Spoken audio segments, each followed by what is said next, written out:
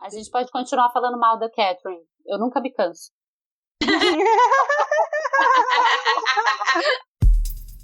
Literature without frills. Hablamos literatura sin frescura. Literatura sem frescura. Literatura e o quê? Sem frescura. Resenhas, opiniões, tretas literárias. Você está ouvindo Literatura sem frescura. Olá, pessoas! Esse é o Literatura Sem Frescura, o podcast que fala de livros de um jeito que você nunca ouviu. Eu sou a Thaís e hoje vamos falar sobre um livro que me ensinou, e acredito que há muitas outras pessoas também, que é possível amar uma obra mesmo odiando todos os seus personagens. E para falar sobre ele hoje, trouxemos uma convidada que é simplesmente a fã número 1 dessa obra. Ela tem 265 edições diferentes desse livro e já deve ter lido ele pelo menos umas 20 vezes. E, sem dúvida, levaria cigarro na cadeia para o Heathcliff. Sim, hoje vamos falar de O Morro dos Ventos Uivantes, da autora Emily Brontë. Sem mais delongas, quem está aqui comigo para falar dessa obra se apresente. Oi, gente, eu sou a Evelyn, do blog Entre Aspas, eu sou de Campinas, São Paulo, tenho 38 anos, sou bibliotecária e eu estou muito, muito, muito feliz de estar aqui para falar desse livro, que é o meu livro favorito da vida todinha. Não tenho 265 edições ainda, mas estou chegando lá. E não li tantas vezes, não li 20 vezes, mas eu também estou chegando lá, já estou na 13ª por aí. Vou ler ele de novo mês que vem. Então, estou muito feliz de estar aqui com vocês. Muito obrigada pelo convite. E vamos lá para esse bate-papo que vai ser super bacana. Oi, gente! Eu sou a Luíse, falo de Florianópolis. Sou do Instagram @maraliterária. Tenho 25 anos e estou muito feliz com esse episódio de hoje, principalmente com essa convidada super especial que a gente tem aí. E eu sou uma estreante de O Morro dos Ventos Uivantes. Eu só li uma vez, foi ano passado, de uma leitura conjunta. Mas estou super animada para essa conversa, porque realmente é um livro que é bem marcante. Então, bora lá conversar sobre. Olá, pessoal, eu sou a Mai, falo aqui de Londrina, no Paraná. Sou do Instagram literário, @mai.books. E também estou muito contente com a nossa convidada de hoje, expert no assunto, né? Vocês já perceberam aí que é bibliotecária renomada e também super fã de O Morro dos Ventos Uivantes. Eu participei da leitura conjunta com ela o ano passado, foi a minha segunda leitura, então acho que eu já estou encaminhando aí para virar uma doida do morro também. Doida do morro é ótimo. E ela falou que vai ler esse livro novamente esse ano, e eu já fiquei pensando aqui, mas será que eu não vou querer ler novamente? Então acho que eu tô pegando aí o bichinho do morro. Então vamos nessa, vamos conversar sobre esse livro super polêmico aí, personagens odiáveis ou não, porque a gente vai ter um debate muito grande aqui com a nossa convidada, porque ela é uma super apaixonada do Heathcliff e a gente odeia todo mundo. Vamos nessa. Aproveitando, antes que eu me esqueça, eu sou a Thaís do Realidade Literal. Não posso deixar de fazer o merchan do meu Instagram. Para o pessoal já ficar sabendo, ano passado, todas nós 4, tirando a Luísa, que demorou mais tempo para terminar, mas ela também começou a ler junto com a gente, nós lemos esse livro juntas. Por isso que a gente pensou em chamar a Evelyn para falar, porque a gente já sabia que ela era doida do morro. Então, a 12ª vez que ela leu foi com a gente. Por isso que a gente pensou em trazer esse bate-papo aqui para vocês. Então, para começar, a gente vai dar uma contextualizada em toda a obra, depois a gente vai para o bate-papo mais informal. Então, a Mai vai começar aí falando pra gente sobre a autora. Gente, deixa eu só falar que eu amei ser chamada de a doida do morro. Amei, sou a doida do morro. Amei de paixão. Doida do morro. Pronto, já tô apelida, doida do morro. Sou a doida do morro com amor. Então, vamos saber um pouco aqui sobre a Emily Brontë. Ela é uma das 3 irmãs Brontë e é aquela sobre a qual menos se sabe. É certo que ela nasceu em 30 de julho de 1818 e que morreu a 19 de dezembro de 1848. Então, pelas contas aí, o pessoal bom da matemática viveu somente 30 anos. A Emily Brontë ela morreu de tuberculose, foi a mesma doença que matou o irmão dela meses antes, e entre essas duas datas, né, nascimento e morte, ela tentou ser professora, Ela viajou até Bruxelas, escreveu algumas dezenas de poemas e um único romance, O Morro dos Ventos Uivantes. Eu preciso falar que ela não precisava escrever mais nada na vida, né? Porque lacrou no primeiro livro. Né? A obra-prima dela. Então, né, mas se a sua vida parece mais ou menos certa, a sua personalidade não é. Então, existem muitas dúvidas, muitos mitos que 200 anos depois continuam sem resposta. E é talvez por isso que ela seja a mais estranha das 3 irmãs estranhas. Essa ideia começou com a Charlotte, uma de suas irmãs, que foi a primeira biógrafa e mitóloga. Foi ela que, depois da morte das irmãs, decidiu tomar em mãos a tarefa de editar e divulgar as suas obras, publicando em 1850 um volume revisto dos seus romances de estreia, O Morro dos Ventos Uivantes, da Emily, e Agnes Grey, da Anne, que vinha acompanhado por uma Biographical Notice of Alice and Acton Bell, escrita por si sobre as 2 escritoras. Foi nesta nota a edição da editora londrina Smith, Elder & Company, a primeira de caráter biográfico sobre Emily e Anne, que foi confirmado pela primeira vez e oficialmente o gênero das autoras, que tinham assinado as obras com pseudônimos ambíguos por terem consciência do preconceito que existia em relação às mulheres escritoras. Isso levou a que, depois das primeiras edições de 1847, surgisse um debate entre leitores e críticos sobre se Alice Bell, Emily e Acton Bell, Anne, eram homens ou mulheres. Então, polêmica. Não, começa aí. Eu tava lendo também que parece que nessas biografias que a Charlotte escreveu, teve um pouquinho de irmã falando mal de irmão, sabe? Então ela não ajudou muito essas irmãs aí na biografia que ela fez. A Emily, ela tem má fama graças a Charlotte, que falou de como ela era, de como ela achava que era a... Estou igual a Maia aqui, perdendo as palavras. Tô hashtag chocada. Entendeu? Chocada, como assim? Sim, ela escreveu a biografia das 2 irmãs quando foi lançar os livros, ela toda falando. Ai, porque ela era meio fechada. Vou dizer aqui que eu acho que isso foi recalque. Porque os livros das irmãs foi publicado e o dela ficou ali, que não quiseram, né? O Jane Eyre... Foi ela então, o Jane Eyre, quando ela mandou, ele foi rejeitado. Aí ela publicou outro e depois ela conseguiu publicar o Jane Eyre. Vai ver. Ficou um recalque assim, tipo, porque só o meu não foi. Não sei. É aquela máxima, né, de biografia, no caso, pela visão dela, né? E era irmã, né, gente? Então, assim, a irmã tem aquela coisa parcial na interpretação e também a questão do ponto de vista dela, era como ela percebia as irmãs e tudo mais, mas o que importa aqui são as obras e é o que a gente vai falar. Sim, e são maravilhosas todas, as 3 escrevem maravilhosamente bem, gente, é coisa de família, que coisa. Eu tô precisando ler algum livro da Anne, eu tô com A Inquilina de Windfell Hall, que aí eu já li a Emily, já li a Charlotte e agora tô precisando ler algum da Anne. Então, eu comecei a Anne agora, né? Comecei a ler a Agnes Grey, já dá pra perceber que é de família e o talento, gente. Fala, Luiz. Queria comentar que ano passado, quando eu fui ler O Morro dos Ventos Uivantes, né? Eu só sabia que as 3 eram irmãs escritoras, né? Mas não sabia nada sobre a história delas. E logo no começo do livro, eu li o prefácio, coisa que eu quase nunca faço, mas eu li.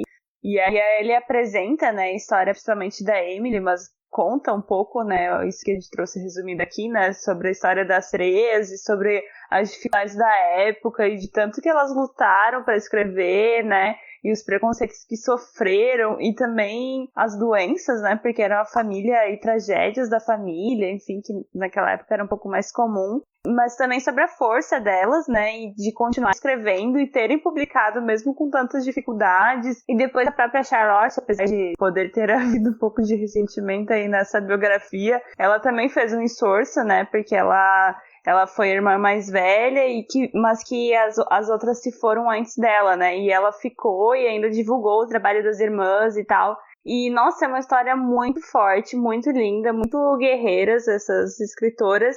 E as obras são incríveis, né? Quer dizer, eu conheço o Morro dos Ventos Uivantes e fiquei apaixonada e também pretendo conhecer as outras obras da Charlotte e da Anne. O Morro dos Ventos Uivantes, que é o título original Wuthering Heights, é o único romance da escritora inglesa Emily Brontë, como a Mai já havia explicado. Ele foi escrito em 1847 e recebeu fortes críticas na época. Anos mais tarde, veio a se consagrar como um dos maiores clássicos ingleses da literatura. Então vamos agora para a sinopse para ambientar essa obra antes da gente começar a nossa discussão. Essa é uma história de amor e obsessão, e de crueza, devastação e purgação. No centro dos acontecimentos estão a irracível e voluntariosa Catherine Earnshaw e seu irmão adotivo, Heathcliff. Rude nos afetos e modos, humilhado e rejeitado, ele aprende a odiar, mas com Catherine desenvolve uma relação de paixão e simbiose, e também perversidade. Nada destruirá a essência desse laço. Porém, quando ela se casa com outro homem por convenções sociais, as consequências são irreparáveis para todos em volta. Caro leitor, você está prestes a adentrar o inferno, mas não hesite. A viagem valerá cada segundo. Com um olhar agudo e insensível, Emily Brontë fez de O Morro dos Ventos Vivantes um estudo da degradação humana provocado pelas armadilhas do destino e um retrato comovente. Caralho! Eu amo a sinopse. Que sinopse maravilhosa. Inferno. Meu, é tipo isso aí. Essa é a sinopse da edição da Zahar. Ah, maravilhosa. Acho que é uma das melhores edições da Zahar. E é isso aí, gente. Você está prestes a adentrar o inferno. Que maravilhoso. Estão preparados? É bem isso. Gente, eu vou dizer que eu, como iniciante, né, li ano passado essa obra, e assim, eu acho que o começo dela tem mais esse aspecto sombrio, principalmente, e eu ficava assim, caramba, meu Deus, chocada. Meu Deus, Derek, que é isso? Gente, ela só tinha... Eu não aguento usar o meme. Ela já tinha 25 anos, eu fico pensando sempre nisso também, como é que a pessoa conseguiu tudo isso, né, essa obra tão... É aquilo que a gente já falou aqui, né? Acho que a gente estava falando sobre isso no episódio de Teorias da Conspiração, inclusive. Naquela época, 25 anos, queria dizer muito mais do que só 25 anos. Porque hoje em dia, 25 anos, você não sabe nada da vida. Naquela época, com 25 anos, você já era um adulto. Às vezes, você nem chegava nos 20, né? Porque era uma época cheia de doenças, enfim. Então, você era obrigado a ter responsabilidades muito mais cedo. Então, com 25 anos, você já era um adulto vivido. Hoje em dia, com 25 anos, você nem sabe onde você tá, entendeu? Então tem um pouco disso também. Mas mesmo assim, tinha muita gente naquela época com 25 anos que não fez nada. E a bichinha, ela entendeu tudo, né? Sim, maravilhosa. E é exatamente isso, porque ela faz na obra, né, tem toda uma análise da degradação humana, um conhecimento, assim, sobre o sofrimento e como colocar isso em palavras, né, que é realmente muito difícil de encontrar em outros livros. Sim. É bem por aí. Tá, então agora que a gente já conhece um pouco sobre a autora e a obra, eu queria saber a história de cada uma de vocês em relação ao livro, começando, claro, com a Louca do Morro, que a gente já nomeou. Senhorita Evelyn. A doida. Desculpa, já contei. A doida do morro. Começando por você, depois cada uma fala sobre a sua história rapidinho.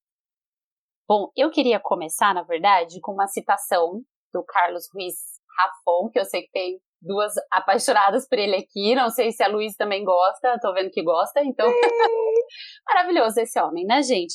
E tem uma frase dele que fala tudo sobre a minha paixão pelo Morro dos Ventos Vivantes, que diz assim, e é uma frase que eu tirei do livro A Sombra do Vento, tá?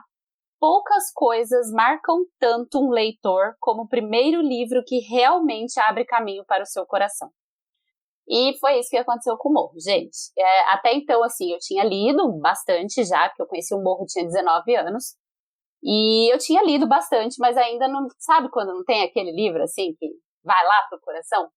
E foi na primeira biblioteca que eu trabalhei. Eu trabalhei como auxiliar de biblioteca. Eu estava no primeiro ano da faculdade, numa biblioteca que não tinha bibliotecário.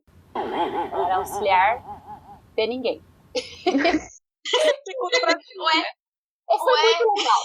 E aí, eu cheguei na biblioteca, eles tinham pintado a biblioteca e, literalmente, eles tinham pego as estantes e chacoalhado ela, assim, sabe? Então, tinha uma montanha de livro no meio da biblioteca. Ai, que desespero. Sim. As estantes vazias, aquele cheiro de tinta, e eu cheguei naquela biblioteca com, tipo, sei lá, eu tinha uns 6 meses que eu tava na faculdade, ou seja, eu não tinha a menor ideia do que fazer. E aí, eu corri pra faculdade as minhas professoras, né, e falei, o que eu faço? E elas, começa a separar por assunto. E aí eu fui separando por assunto os livros. Na hora que eu cheguei no romance, né, ali na literatura internacional, na verdade, eu me deparei com o Morro dos Ventos Vivantes, peguei ele na mão, era uma edição lindíssima, capa dura, uma das primeiras, assim, do Brasil, da José Olímpio. Então a edição já era linda, com aquela lombada dourada, que eu nunca mais achei essa edição. Eu procuro no sebo, se alguém tiver essa edição, pelo amor de Deus, eu pago. Começou. Pelo amor de Deus, eu pago o que você quiser. Pelo amor de Deus, se alguém tiver essa edição. Eu vendo minha alma. Quem estiver ouvindo, eu vendo minha alma por essa edição. Gente, eu voltei na escola anos depois, atrás dessa edição, e eles tinham, sei lá, feito o quê com o acervo da biblioteca? Olha, é desesperador. Mas enfim, eu peguei aquele livro na mão, sentada no chão, separando os livros, e eu comecei a ler, gente. E eu li o livro inteiro, sentada ali naquele chão. Porque eu engoli o livro. Trabalhar que é bom nada, né? Mas enfim, eu era auxiliar de mim mesma, então assim... Né? Nem era meu serviço, eu só era auxiliar e tava lá fazendo todo o serviço. E aí eu li o livro todo, porque assim, fiquei apaixonada já à primeira vista, sabe? Assim, apaixonada à primeira lida. E foi assim que começou o meu amor pelo Morro dos Ventos Vivantes. E aí depois disso comprei uma edição pra mim, que não era aquela, né, toda bonitona, mas comprei uma pra mim. E aí depois da primeira veio a segunda, veio a terceira, enfim, gente, me apaixonei totalmente e foi assim que eu me encantei pelo Morro dos Ventos Vivantes. E virei a doida do morro. Gente, a doida do morro.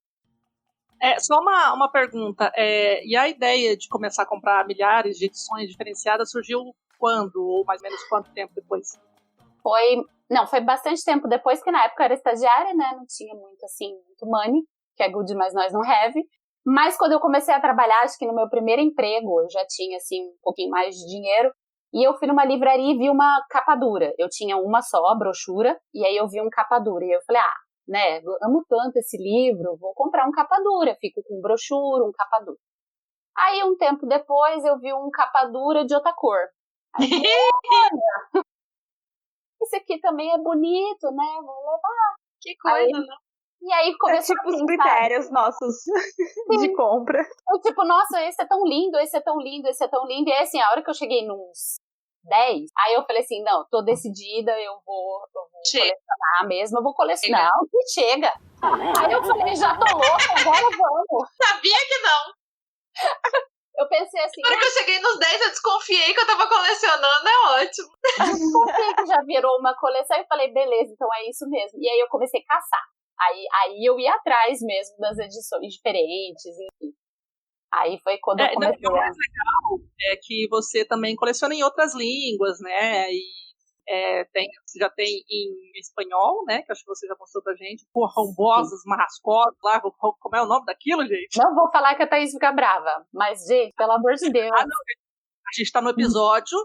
Cumbres. Fico brava de você falar o nome. Corrumborras barracosas. Mas olha que cumbres barracosas. Cumbres barracosas. Não é morro. Mas em espanhol, cumbres é morro, gente. Então pronto. Aí tem ela tem edição espanhola, ela tem edição inglesa, mas ela tem... Cumbre é morro. Cumbres barracosas. A doida do cumbre. De los cumbres. A doida do... La louca de los cumbres. Amei também. Amei. Enfim, não, é que eu fiz uma viagem, muito tempo depois, acho que foi a minha 26ª em espanhol. Eu fui pro Chile e a primeira coisa que eu cheguei no Chile, eu falei, eu preciso comprar uma edição do Morro chilena, daqui. Normalmente as pessoas falam, vou comprar um livro de um chileno. Tô no Chile, vou comprar um morro no Chile. É bem isso. E aí eu tenho essa impressão de que eu vou comprar pra onde eu for. O foco da coleção é o morro, é independente, né, do autor e tal. Assim, eu posso dizer que por culpa da Evelyn, eu tenho uma edição dura que foi a especial ali, exclusiva da Saraiva, e eu já tô de olho em mais outras 3. Nem falar nada que eu também tô. Então, gente, mas eu quero a Zahar.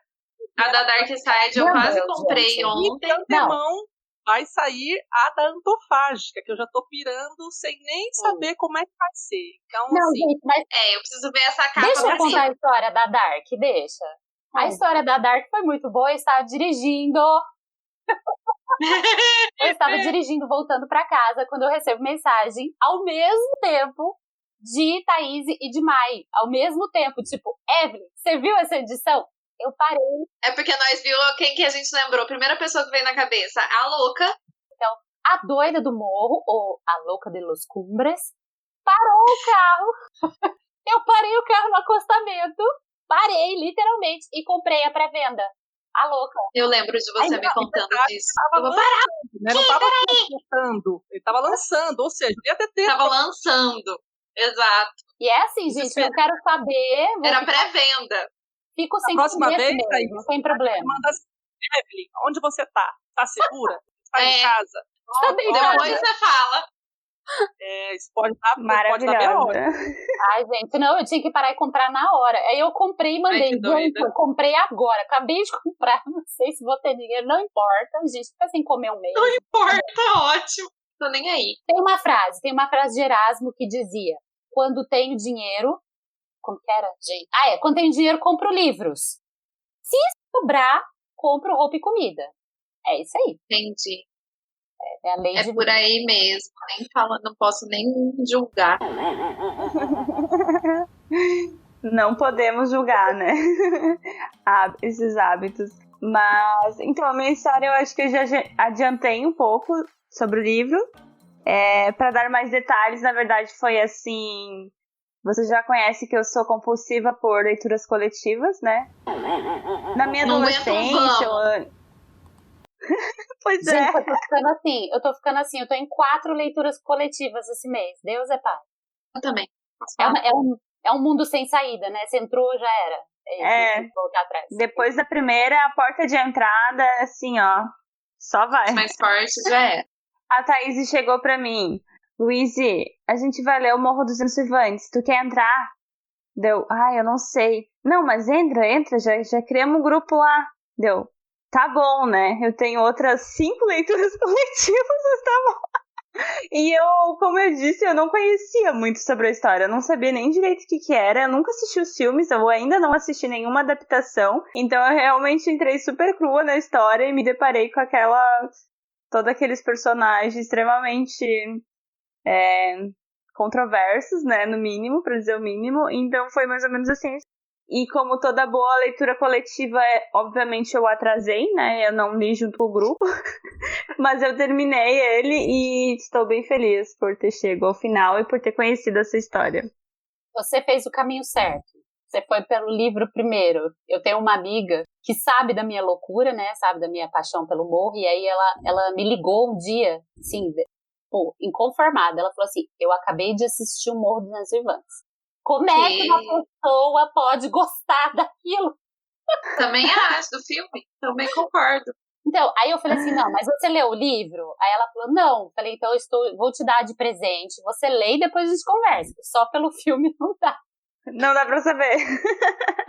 Mas ela ficou inconformada de eu amar aquela história. Ela falou: como é que você pode gostar de coisa que é tão ruim assim? Eu falei: gente, não é. Não, mas olha, mas eu posso dizer que eu tava lendo ali por uns 20-30% e eu tava pensando: meu Deus, como eu posso estar adorando isso daqui? Eu não entendo como que eu tô gostando tanto, porque eu odeio todo mundo.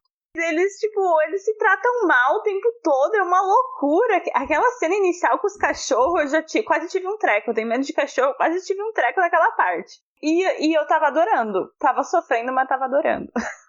O morro, é isso aí. Com vocês, o Morro dos Insurvantes. A minha história com o morro é o seguinte. Claro que eu já conhecia, que era um clássico da literatura, mas nunca me interessei de início a conhecer. Então, quando eu voltei ao meu hábito literário, como eu já comentei em vários episódios anteriores, que foi mais ou menos começo de 2018, eu sempre li, mas lia muito mais espaçado e tudo mais, mas fiquei mais assídua em 2018, e foi quando eu comecei a seguir alguns Instagrams literários. E uma das meninas, ela falava que ela também adorava, era um super fã do Morro, que ela lia todo ano, e que ela leu a primeira vez quando ela tinha 15 anos, enfim. Era uma menina super emotiva. Hoje em dia eu não sigo mais ela, não sei ela parou também um tempo, teve uns problemas lá e tudo mais. Então, enfim, isso me chamou a atenção.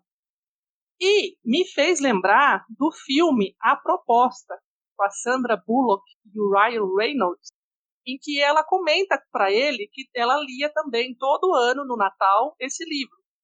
E aí, assim, isso me chamou de novo a atenção. A menina comentando que ela lia todo ano, e me lembrou dessa cena da Sandra Bullock comentando isso, e isso me chamou a atenção, e aí eu fui atrás comprar a edição, né, do livro, e combinei com uma outra amiga minha, na época que a gente participava de uma leitura, de um grupo de leitura coletiva, e falei, vamos ler? Ela tinha também.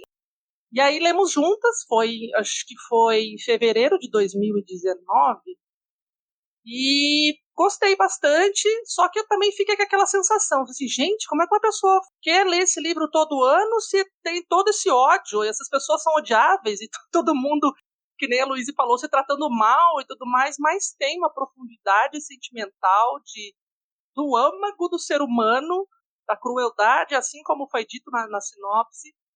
E aí, ano passado, a louca do morro, doida do morro, chamou a gente para ler, e a Thaís comentou que queria reler também. Ela vai contar a história dela aí, que a gente já conhece, de trás para frente, de frente para trás.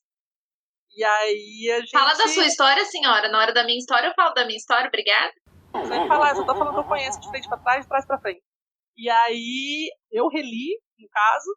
A Thaís vai falar que ela releu, mas é a história dela. E aí...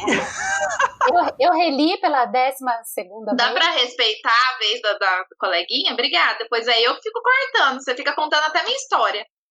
Mas todo mundo já sabe, filha. Então você já falou em 3 episódios anteriores. Tá bom. Ninguém perguntou.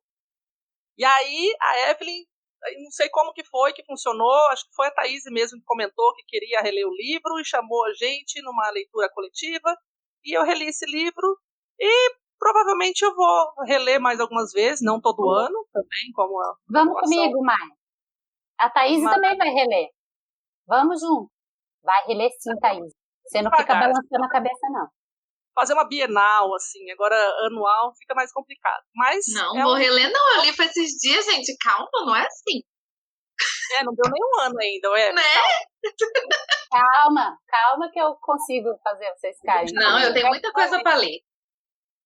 Então é isso, essa é a minha história e, assim, não tem nada de muito profundo e tudo mais, foi mais uma curiosidade mesmo, essas coincidências que eu tive, né, com essa menina aí do Instagram e depois com essa cena do filme, me deu uma pulguinha atrás da orelha e fui conhecer, obviamente, um clássico que é muito válido, então apostei nisso e curti bastante. E foi bem produtivo também fazer essa leitura depois com as meninas, foi bem divertido.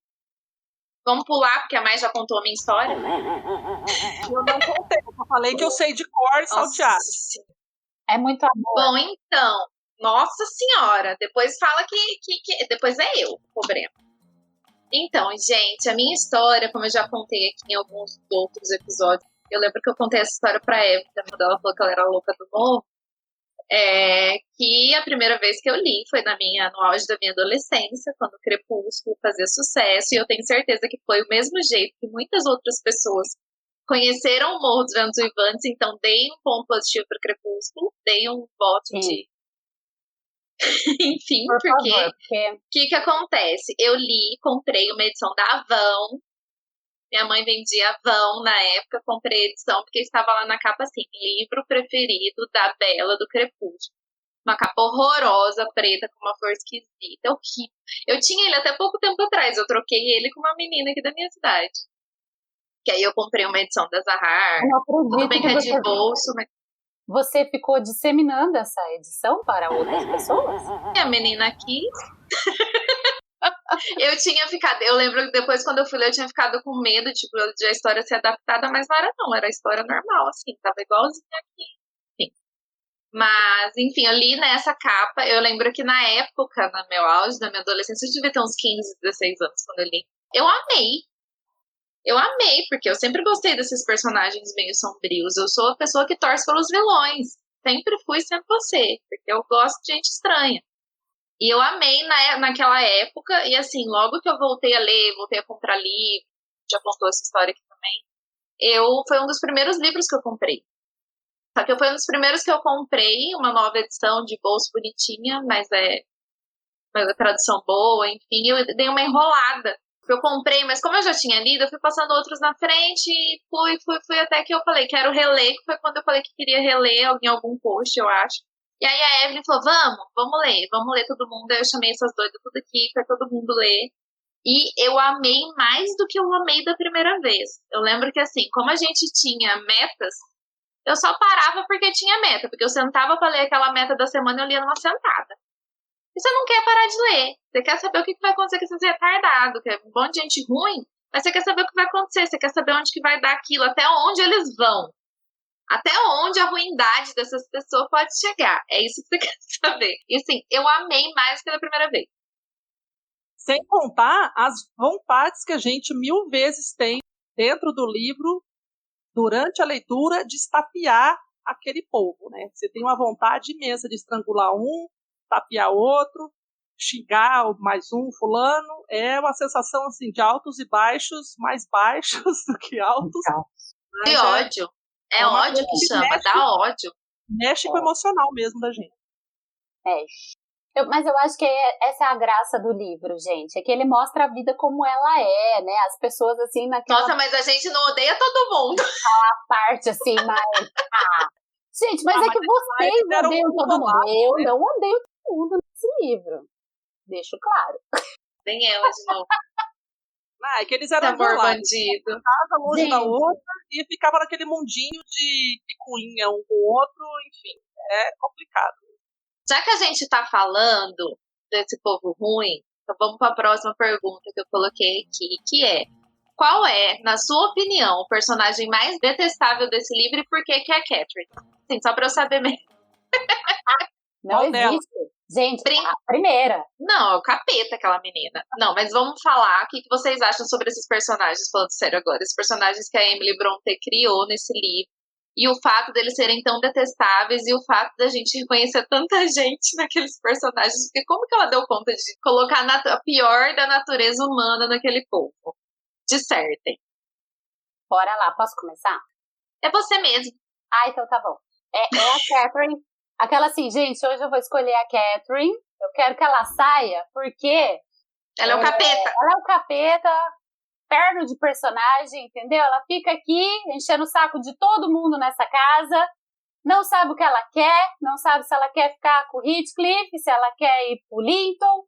E a gente não aguenta mais essa menina mimada, ridícula, entendeu? E a gente quer que ela saia dessa casa agora. Então, é isso, gente. É essa sensação mesmo. Eu vou morrer! Que maravilhoso! Perfeita, meu Deus! Me representou! Gente, tira essa menina dessa casa. Porque se tirar ela do livro, esta fica normal, fica tudo bem. Era ela. Ela era o cerne do mal naquela família. Cerne do mal. Gente, eu nunca detestei tanto um personagem na minha vida. Sementinha do Satanás. Juro por Deus. Vamos votar na nossa enquete no Instagram. Se você quer a saída da Catherine da casa ou não quer. Se você concorda com a Evelyn ou não. Da casa mais vigiada do morro dos assassinos. Esse paredão, falso ou não falso, gente, pelo amor de Deus, tira essa menina. Não dá. Gente, que personagem ridícula é essa? Nossa, eu ficava brava.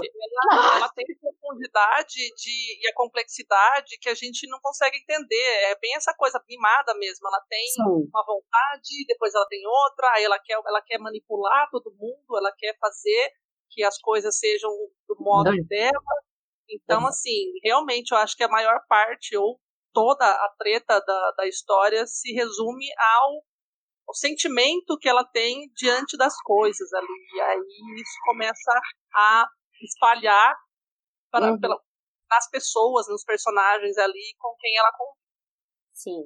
Não vamos dizer que foi ela, assim, o início de tudo. Eu acho que as coisas são um pouco anteriores, assim, né? Mas ela conseguiu, assim, eu falo que ela expandiu, né? Ao invés da pessoa pegar aquilo que estava ruim ali e tentar transformar em alguma coisa boa, ela conseguiu elevar, entendeu? Assim, sem levar. Gente, aquelas crises de ai meu Deus, mimada, dramática, eu vou morrer. Vocês não fizeram o que eu quero, eu vou morrer. Tomar no meu cu. A hora que ela abre a janela, A hora que ela abre a janela, vou morrer de gente, eu falava, eu não quero mais. Morre, inferno. Já vai, amiga. Pula logo. Vai. Morre de uma vez.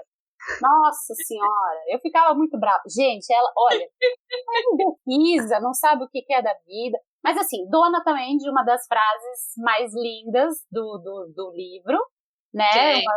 Que é a frase do não sei do que nossas almas são feitas, mas sei que a minha deles são iguais, não é exatamente com as palavras, mas enfim.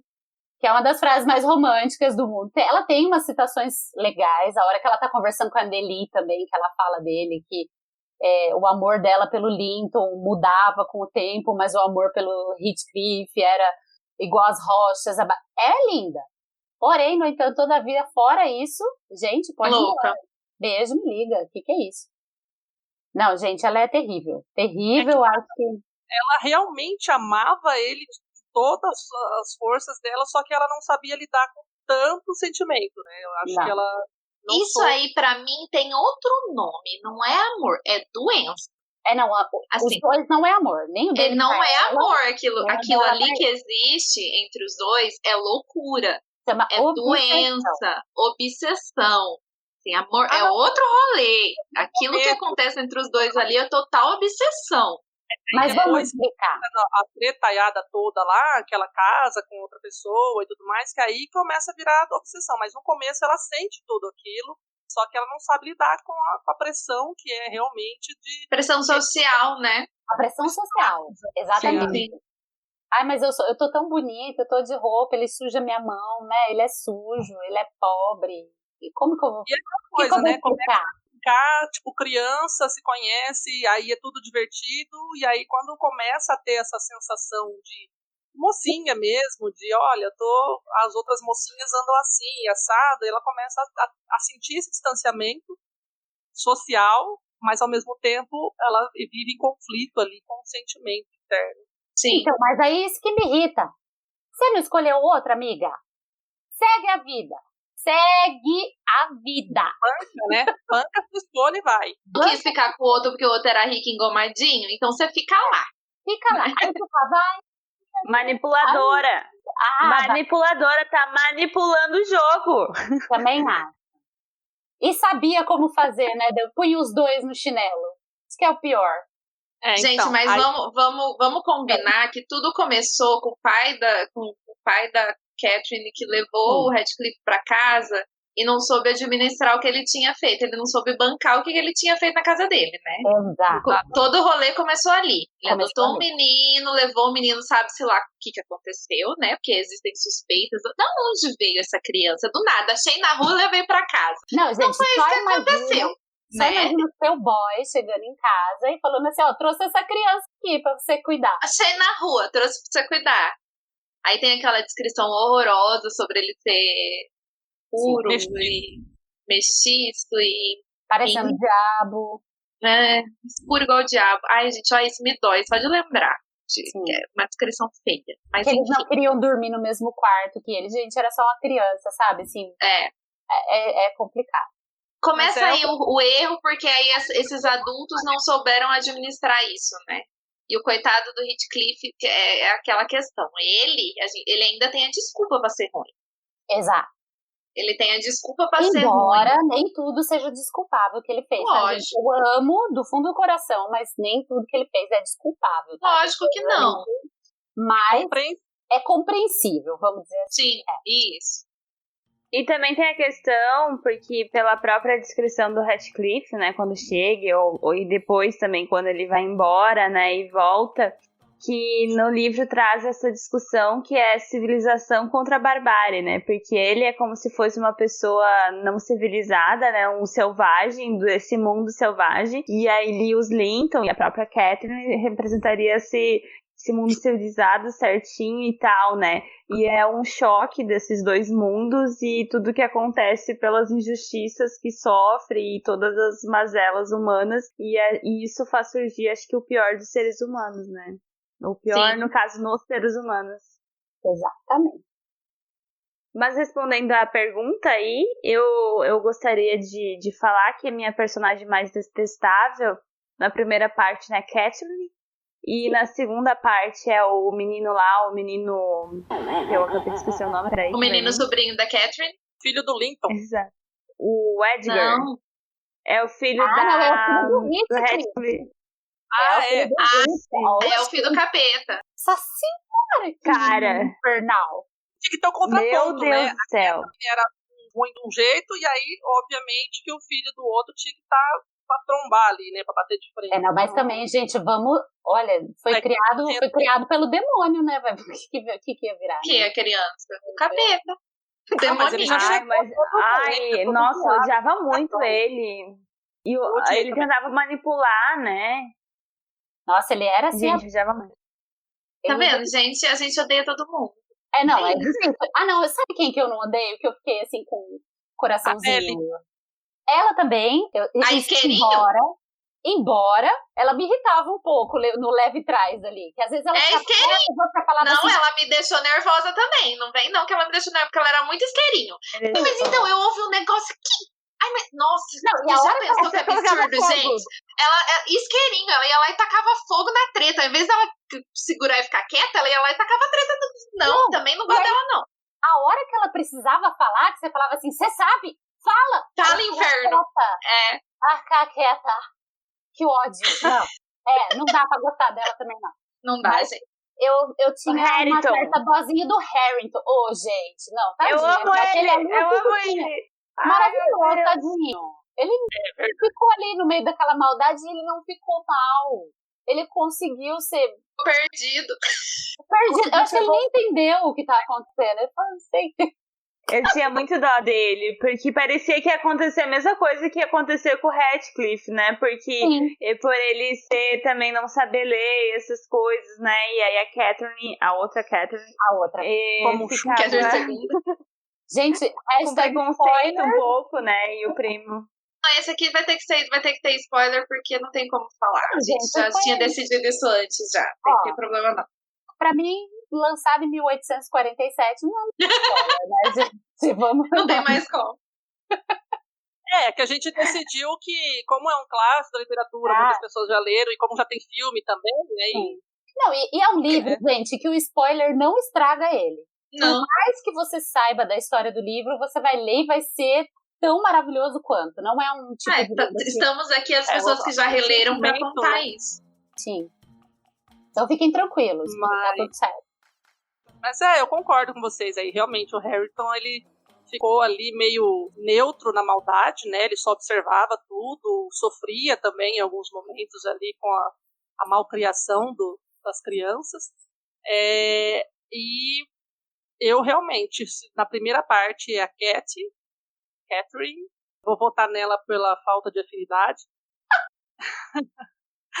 E na segunda pela malcriação do molequinho lá mesmo, o capetinho. O filho. Como é o nome dele, gente? Aí eu nunca lembro os nomes, nem me pergunto. É Edgar. Ai, peraí. Se a Evelyn o Edgar é o pai. O Edgar é o pai. Não, mas ele não fez. É o pai, não é o pai. É o pai da Catherine. Não, o Edgar é o Linton. É o marido da Catherine. Ele pôs o nome do menino. Tem filho, pera, louca. Oh, meu Deus. Eu acho que ele pôs o nome de propósito, que era o irmão da esposa, né, do Heathcliff. Edgar. É porque é o Heathcliff também, né? O nome dele, ele é filho do Heathcliff. Edgar. E o Edgar é o filho dela. Ele fez de propósito pra espizinhar. É Linton. Não, Linton é que Linton é o sobrenome, né? Mas ficou... É Linton. Ele pôs Linton Heathcliff, que era pra espizinhar o irmão Heathcliff é o sobrenome. Né? O irmão do marido da Catherine. Olha que loucura. Uhum. Ele casou de propósito. Ele roubou a menina. Gente, Heathcliff, maledeto, faz a menina de besta, faz ela se apaixonar por ele, leva ela embora só pra prender a coitada lá. Em momento algum ele falou que ele era bom, ele avisou que ele era ruim. E a Catherine, ele avisou que ele era... falou pra ela, não caia nessa, que ele é assim, assado, você não vai dar conta. Ela foi mesmo assim. recalque. E aí ela achando, ai, tá com inveja, porque é eu que vou ficar com ele. Gente, mas não vamos falar, porque essa parte do livro é uma parte que me incomoda bastante. Aí a violência dele com ela não dá pra passar pano. Não, é triste. Não dá pra passar pano, porque assim, gente, eu não sei se tem alguém que está ouvindo a gente que não leu, mas o livro ele é dividido em 2 partes. A primeira parte vai ser a história do Heathcliff com a Cat, deles criança. Aí ela vai crescer, vai virar mocinha e vai querer ir lá pra casar com as amiguinhas dela e com o Linton e deixar o Heathcliff de lado. O Heathcliff vai embora e volta pro possuidor Satanás.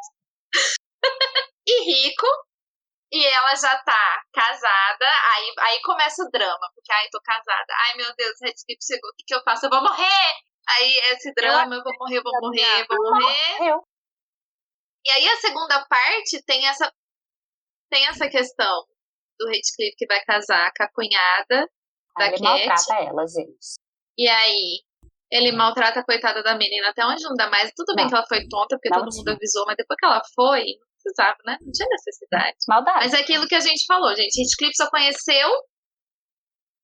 ele só conheceu a maldade. Ele só apanhou da vida. Todo mundo sempre tratou ele mal. Ele só conheceu o ódio. Como é que ele vai tratar as pessoas bem? É por isso que eu levo bolinho e cigarro pra ele. Fica aí o questionamento. Entendeu? É por isso. Gente, deixa eu explicar que eu não tenho um amor pelo Heathcliff. Vou falar assim de verdade. Meu amor pelo Heathcliff eu não casaria com o Heathcliff de jeito nenhum. Tá? Não é um amor de homem e mulher. Eu sinto um amor de mãe pelo Heathcliff. Eu tenho vontade de pegar ele no colo e falar: filho, calma, tá tudo bem.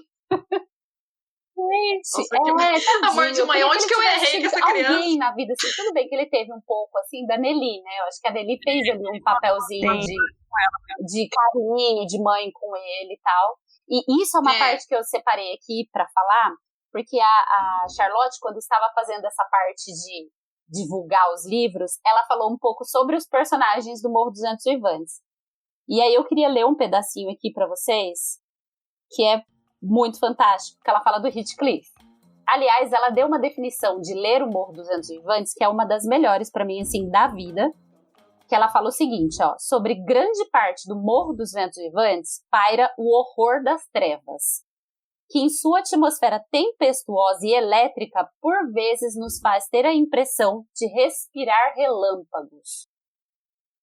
Gente, definição do Morro dos Ventos Uivantes, maravilhosa, né? Gente, respirar relâmpago Nossa, eu gosto da atmosfera do morro, porque eu gosto ele tem a ambientação desse livro é muito sombria, assim, né? Tudo. O morro, o lugar, a neve, assim, eu lendo, tipo, o começo, aquela ambientação pra mim é maravilhosa, porque eu gosto desse clima. Amo o livro com esse clima. O começo de Drácula também é assim, maravilhoso. Você parece que entra no breu. O vento bateu. Pra um lado assim, só, exato. O tempo inteiro nublado, ventando, frio. É inóspito, né? Isso. É inóspito, né? Exatamente. Como é que vai ter algum sentimento bom num lugar desse, gente? Tem um solzinho? Não tem. Eu ia gostar. Eu não ia sobreviver. eu ia ter igual a Catherine. Eu vou morrer. Eu vou morrer. Não, eu ia amar. Eu ia amar também. Eu amo de chuva. Assim, até arder o nariz assim. Então, respirar relâmpago. Né? A tormenta dentro do coração. Eu amo essa ambientação. Eu amo quando o livro tem uma ambientação sombria, assim. E a do morro eu acho maravilhosa. Gente, e aí ela fala do Heathcliff. Olha isso, se não é a perfeição na descrição da pessoa. Heathcliff revela um único sentimento humano. E não é o seu amor, que poderia ferver e fulgurar na perversa essência de um gênio mau. Um fogo que poderia formar o cerne atormentado, a alma em perpétuo sofrimento de um senhor do mundo infernal. E que, por sua insaciável e incessante devastação, promove a execução da sentença que o condena a carregar o inferno consigo para onde quer que vá. Não. O único elo que vincula Heathcliff à humanidade é o afeto que rudemente ele confessa sentir pelo Harrington, Earnshaw, o jovem a quem ele arruinou, gostava, mas arruinou, e a sua semi-insinuada estima por Nelly. Então, assim, As únicas coisas que ligam ele a um ser humano são esses dois reles pedacinhos de sentimento.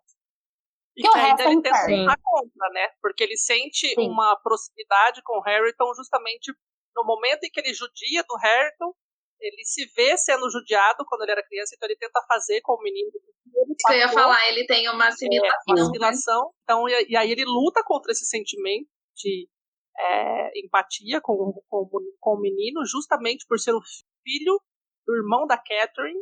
Que Foi um cara que acabou Sim. com ele. Que era o menino que odiava ele quando criança e tudo mais. Então ele fez uma vingancinha ali, mas ao mesmo tempo ele lutava contra esse sentimento de saber que... Sim. E tudo isso foi culpa do pai, gente. Porque o pai... Tudo foi culpa do pai que levou ele lá e não soube O pai administrar. levou ele lá e gostava dele e demonstrava isso pros filhos. O irmão da Catherine não gostava dele porque o pai mostrava claramente que gostava mais do menino do que dele. Tipo, preferia, né? É meu pai, gente. Aí ficou com ciúmes. Aí aquele ciúme de criança, Falou, não. alimentado pelo pai burro que não sabia educar a criança, foi gerando esse sentimento que aí, quando o outro, que era o filho de sangue, herdou o dinheiro e as coisas do pai, vamos humilhar o adotivo aqui. Meu pai gostava dele, mas agora acabou. Exato, porque aí ele morre, meu pai morre. E aí o menino fala, agora você sai dessa casa, vai dormir no estábulo, o problema é seu, que aqui quem gostava de você já foi.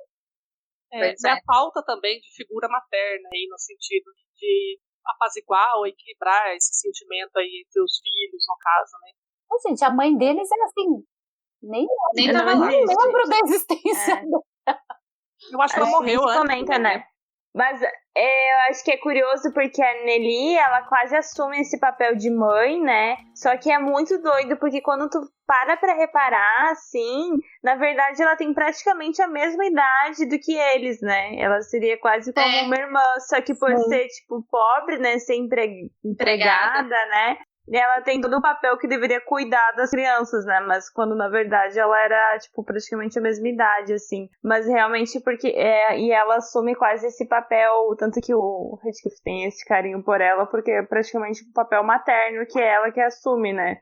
Só que não assume completamente porque a menina é da mesma idade, praticamente, né? Uma menina, uma criança, né, gente? Então, assim, exigiu o amor também de uma outra criatura que a gente também não conhece, assim, a história por trás, mas que muito provavelmente também não sabia o que fazer, como lidar com aquilo, né?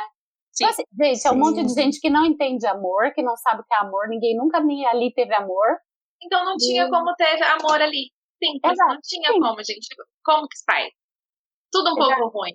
Ai, gente, mas eu confesso que eu dei boas risadas naquele começo. A Luísa falando, todo mundo se tratando mal. Como é que chama o velho que mora lá na casa do Red?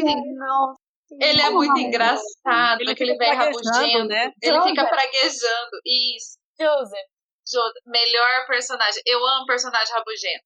Ele é terrível. Ele é terrível. Ele trata os outros mal, tipo, o cara que chega lá, que vai contar toda a história, que vai morar na casa do Radcliffe de aluguel.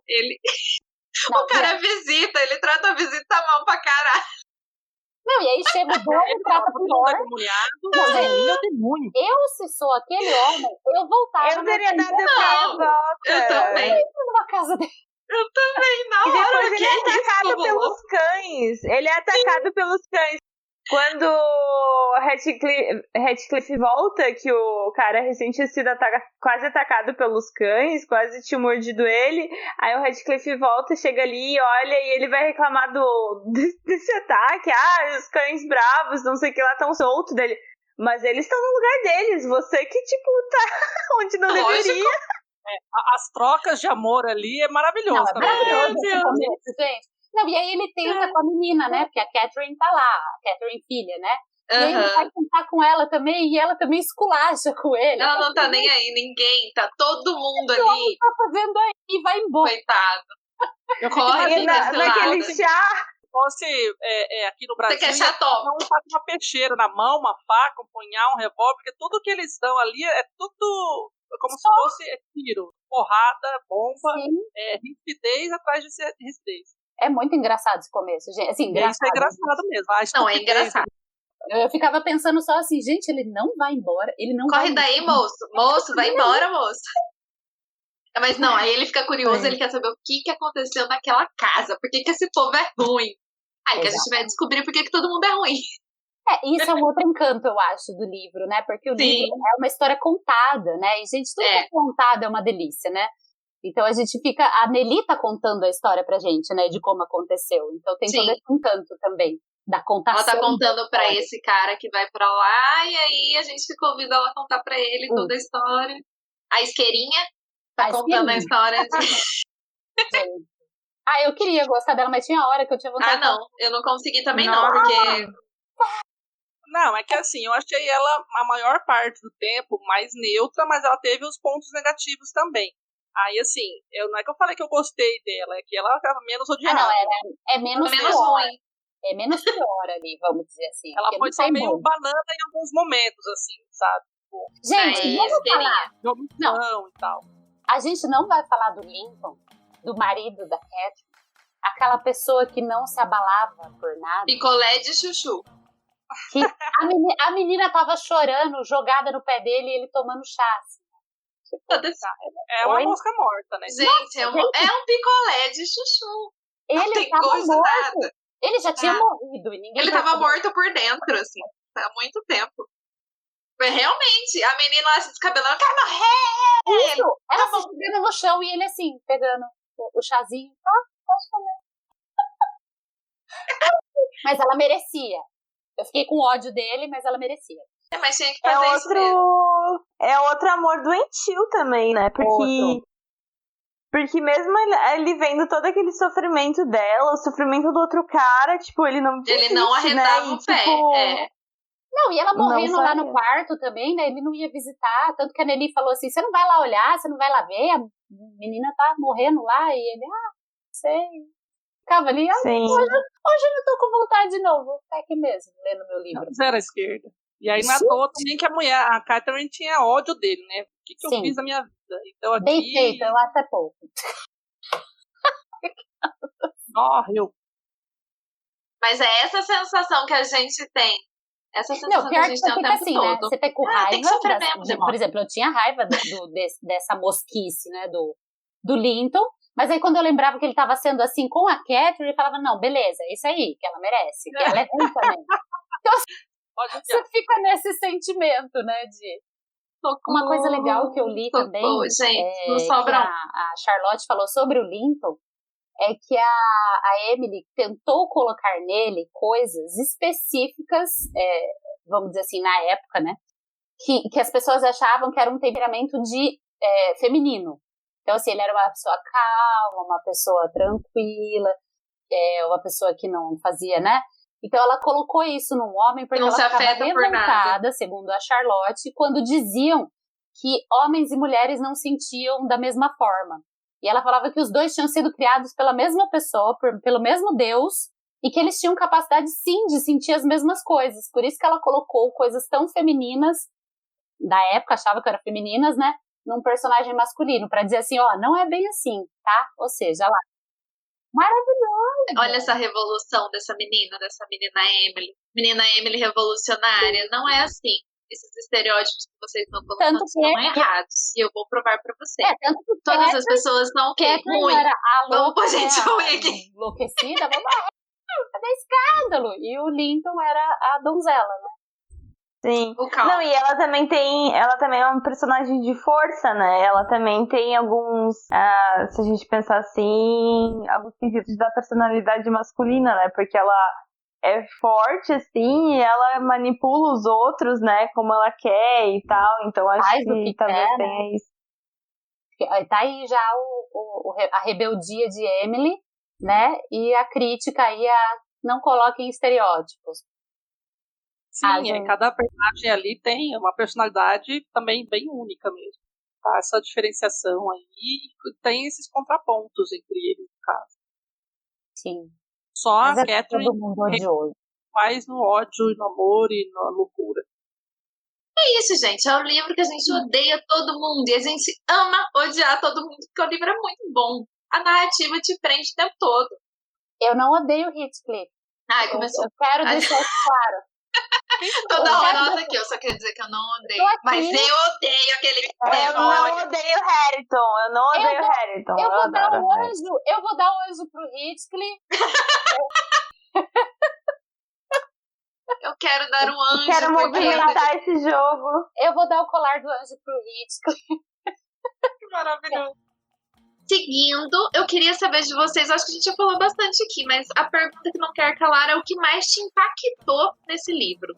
Gente, é uma coisa só que tem que falar? Não. O livro todo, assim, da primeira palavra até o final. Não, eu acho que o que me impactou mesmo é que eu li, por ser um romance de época, né? Um romance, assim, vitoriano, sei lá, aonde ele se encaixa, porque eu falo que não tem gênero, gente. O Morro dos Ventos vai ter um gênero chamado manicômio, entendeu? O gênero do morro é esse, não tem um gênero, né? Mas eu acho que... Eu também, manicômio, desculpa. Que foi? Fazer um comentário, é que eu voltei agora com o seu manicômio. É o gênero do morro, gênero manicômio.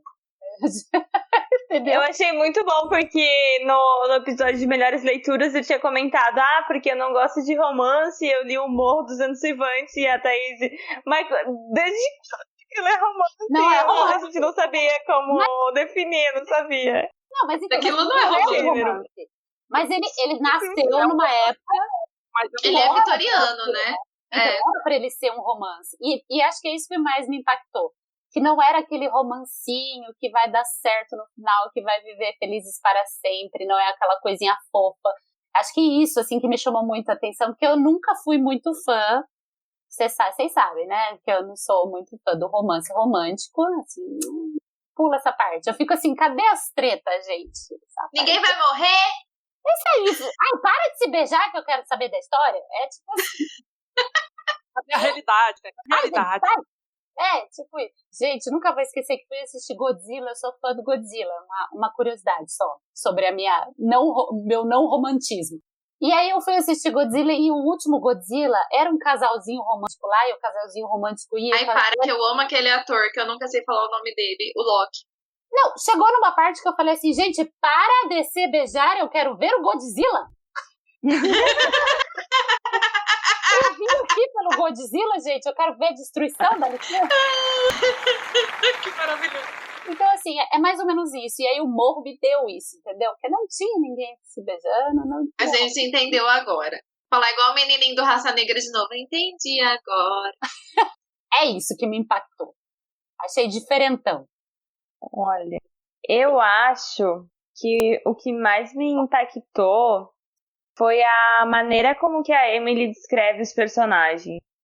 Porque eles são muito reais. Apesar de serem muito odiosos, eles têm uma discrição, têm uma personalidade que parece que... Não sei, parece que eles realmente existem. Que tu vai sair ali se tu achar um morro assim, aqui no Cambirela, aqui na Palhoça, tem um morro, e venta bastante, vão estar ali de certeza, porque eles são muito reais e é incrível, assim, porque você acredita que, sei lá, tu consegue materializar aqueles personagens, então eu achei realmente incrível isso. Certeza que tem um povo, uma família, todo mundo se xingando em algum canto por aí, né, Luiz? Eu tenho certeza também que deve ter várias, não é uma só não. Todo mundo se odeia, tem todo mundo se vizinha o dia inteiro. Tem as Catherine abrindo as janelas no frio pra morrer. Tem. Deus me livre das Catherine. Deus me livre das Como Catherine. Como diria Tolstói, todas as famílias felizes se parecem, mas as famílias infelizes são infelizes à sua maneira, né? À sua maneira, exatamente. Então, eu acho que o Morro dos Ventos Uivantes também exprime bem isso. Exatamente. O que mais me impactou no livro, fora todo isso, né, todo esse ódio que a gente sente e não entende porque gosta, é a cena da profanação lá do túmulo. Menina, verdade! Maravilhoso. Ruim a ponto de tirar o corpo do cara do lado para ser enterrado do lado da mulher, mesmo depois de morrer. Gente, ele virou o rosto. Isso ficou muito na minha cabeça também, que ele virou o rosto dela pra quando ele fosse enterrado, ele também tem o rosto virado na mesma direção pra eles ficarem se olhando. É morto! Perturbado! Esse é o nível de perturbação de Heathcliff. Foi o que me impactou. Então, essa aí eu acho que fora todo Verdade, ódio, o nível baixo, mórbido que ele atingiu. Nível Edgar Allan Poe, entendeu? Nível terror. Nível terror mórbido. Não, e quando essa cena do... tem várias cenas aí pro final, né, que aparece o túmulo e tal, e aquela descrição, assim, bem gótico, né, assim, uma coisa bem sombria, e olha só, tipo... Ai, gente... E eu acho que esse raramente é tratado dessa forma, assim, porque a gente vê muitas vezes algo mais sombrio, mais terror, assim, entre aspas, é uma coisa mais apelativa, né, e essa não é uma descrição muito sutil, mas que dá um efeito gigante, assim, de uma coisa bem sombria, bem pesada. Me lembrou bastante Frankenstein, naquela parte que a Mary Shelley também fala da profanação dos túmulos, que o doutor faz. Me lembrou bastante isso também, essa descrição dele mexendo lá no Gente, a pessoa abriu o túmulo, pra mim já foi, né? Acabou, a pessoa não tá mais ali, não. Perdeu a noção da já perdeu. Não, mas a gente já percebe isso quando a Nelly conta pra ele que ela morreu, e ele faz aquela oração, que eu falo que aquilo é uma oração, maldição, né, eu não sei o que é aquilo, que ele fala assim, como que é? Me enlouquece, falam que os mortos vivem na terra, então vem, aparece pra mim, me enlouquece. Chama o espírito, vem cá me assombrar. Faça qualquer coisa, mas não me deixe sozinho nesse abismo que é não encontrá-la. Gente, ali já...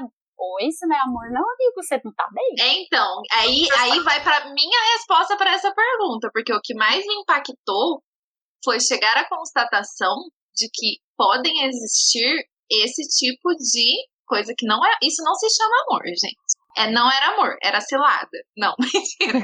Isso é obsessão, loucura.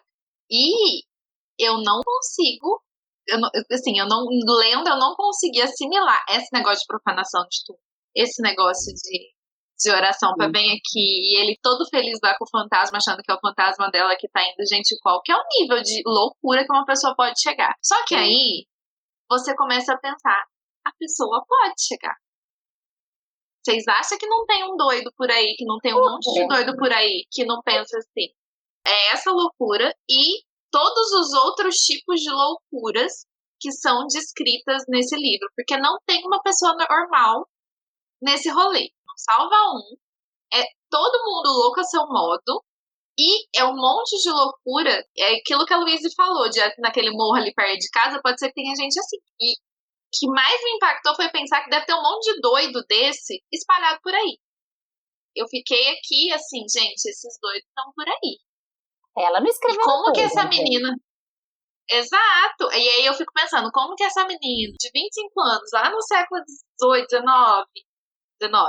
falou, 19, conseguiu enxergar essa essência obscura, que não é a essência boa do ser humano, é essa essência obscura que a maioria, uma grande parte dos seres humanos tem, pode ser pequena, ela maximizou, colocou tudo ruim num rolê só. Mas como que ela conseguiu enxergar lá de onde que ela estava, na cidadezinha dela, no interior da Inglaterra, ela conseguiu enxergar essa ruindade que o ser humano pode ter, sabe? Essa obscuridade da alma humana. Mas eu acho que ela pensou assim, ó, gente, as pessoas na minha época morrem cedo. Eu já tô com 25 anos. Não vai dar tempo de eu escrever todos os livros assim, sutilmente, pra eu mostrar todo tipo de loucura. Vou fazer um só com todas. É um soco no estômago. Ela jogou o morro, assim, tipo, pra chutar a porta, entendeu? Faz sentido. Ela falou, não vai dar tempo. Botou tudo junto. E aí, assim, é que eu tava comentando, é difícil também porque a maior parte das obras-primas, né, que são lançadas, não só de livros, pintura, escultura, enfim, os autores não colhem os frutos disso, né? Antes de morrer, ela ainda viu críticas, né? Ela recebeu muita crítica ao romance, né? Porque eles não estavam acostumados, né, gente? Aquelas coisinhas tranquilas, né? Daí veio o morro, eles falaram, oi, que é isso aqui, gente? Pelo amor de Deus. E aí ela ainda morreu com a crítica, né? Do livro dela. Sem jamais saber que ele ia virar tudo isso. É porque o povo assustou, né? Não tem como você não dar uma assustada pra prender. Não assusta. Então vamos para as curiosidades. Eu separei aqui algumas curiosidades que eu encontrei sobre o livro. A gente já falou aí que tem filme, tem vários filmes. Eu não tive coragem de assistir nenhum ainda, porque eu tenho medo, porque eu já ouvi falar que a maioria tem procedências duvidosas. Nunca ouvi falar de um filme bom, então tenho um pouco de preconceito, mas quero assistir, vou ver. Uma hora eu vejo, a hora que eu estiver bem à toa. Tem a música, deixa a Evelyn falar. Evelyn, conta pra gente da música que eu descobri esses dias, que tem a bendita da música Louise. Na hora de editar, você vai ter que pôr a música. Não vou falar, vou cantar. It's me, I'm Kathy, come on. Se vocês não conhecem essa música, corre, vai lá ouvir, ela vai ficar na sua cabeça pela semana inteira. Você vai ficar ouvindo o videoclipe. Bota pra gente.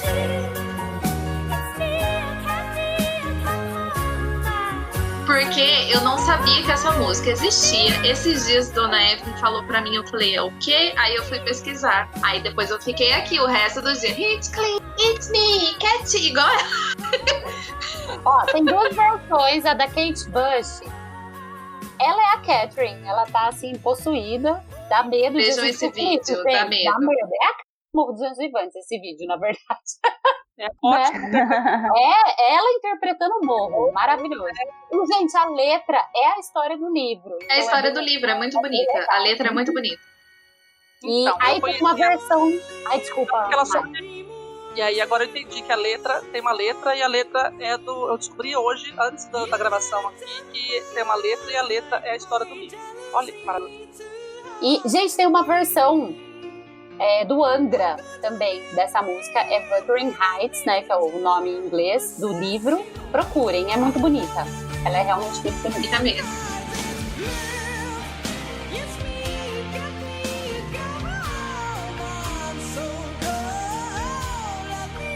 Vamos lá para as outras curiosidades, então. Quando lançou o livro, a Emily Brontë tinha 29 anos. Ela morreu vítima de tuberculose antes de que a obra, a única que ela escreveu, se tornasse um dos mais importantes romances da literatura inglesa. Coisa que a gente já estava adiantando aqui, que a Maia adiantou e a Evelyn falou, a questão de ela ter só visto algumas críticas e ter morrido antes de ver ele fazer realmente sucesso. Acontece com muita gente também, né? Tem muita gente que durante a vida a obra fica lá esquecida, depois que a pessoa morre vai fazer sucesso. Geralmente os pintores, né, eles passam também fome, eles têm uma vida terrível e depois... lembrando que ele morreu pelas nossas contas lá com 30 anos, então, ou seja, ela teve aí um ano de apreciação, e segundo a nossa expert Evelyn falou que ela recebeu inicialmente muitas críticas, então ela não chegou nem a saber que se tornaria um clássico mundial aí até tantos anos depois. Sim. Perdura até hoje, né? E a autora, ela tinha uma vida doméstica restrita e um endereço isolado em Yorkshire. Por isso, é surpreendente que tenha construído um romance complexo, com paixões tão violentas. Quando escreve, ela parece uma deusa velha, que sabe tudo sobre a alma humana. É exatamente isso, né, gente? Era aquilo que eu tava falando. Como que essa menina, lá no interior da Inglaterra, novinha, sabia o que estava acontecendo no rolê? Porque ela sabia. Descreveu como a Louise falou, né? Descreveu de uma forma que parece que a gente dá pra pôr a mão nos personagens, né? De tão reais. Ela parecia ser uma pessoa introspectiva, né? E eu acho, pelo menos segundo a Charlotte, né? E eu acho que essa introspecção dela fazia ela analisar as pessoas muito bem. E também acho que refletir sobre a solidão humana. Porque os personagens são muito solitários, né? Apesar de tudo viverem em conjunto, são todos personagens que cada um é encerrado na sua própria solidão e não consegue compartilhar ela, né? Ninguém entende, né? Não tem compreensão. Ninguém consegue entender o outro. Portanto, estão todos sozinhos, né? Embora estejam próximos. Exatamente. A rotina meio monástica de Emily só era quebrada por uma coisa: seu livre acesso à biblioteca do pai. Ela teve contato com clássicos, soube se nutrir de boa literatura. Foi o gatilho para se tornar também uma artista. Tá explicado, gente, de onde que ela tirou tanta bagagem. Pronto. Gente, mais uma vez, fica claro que uma pessoa que tem uma biblioteca, que faz leitura, é uma pessoa capaz de fazer coisas lindas na vida. Então leiam. Disse a bibliotecária. Viver no meio dos livros. Sim, melhor coisa que pode fazer. Não tem como, gente. Uma pessoa que ela tava lá no interiorzinho, mas ela tinha bagagem do mundo inteiro, ela tinha conhecimento, que os livros trazem isso pra gente, né? Traz conhecimento de tudo que é canto, sobre a essência da alma humana, sobre psicologia, sobre história, sobre, enfim. Tem tudo dentro dos livros, tem tudo. Tá tudo ali. É só pegar e ler. Exatamente. E é muito lindo isso, né? Ver que ela lia clássicos, estava entre os clássicos, e agora ela também continua entre os clássicos, né? Sim. Verdade. Olha, não é por nada não, mas eu senti um preconceito nessa próxima curiosidade aí. Eu queria que a gente entrasse no preconceito.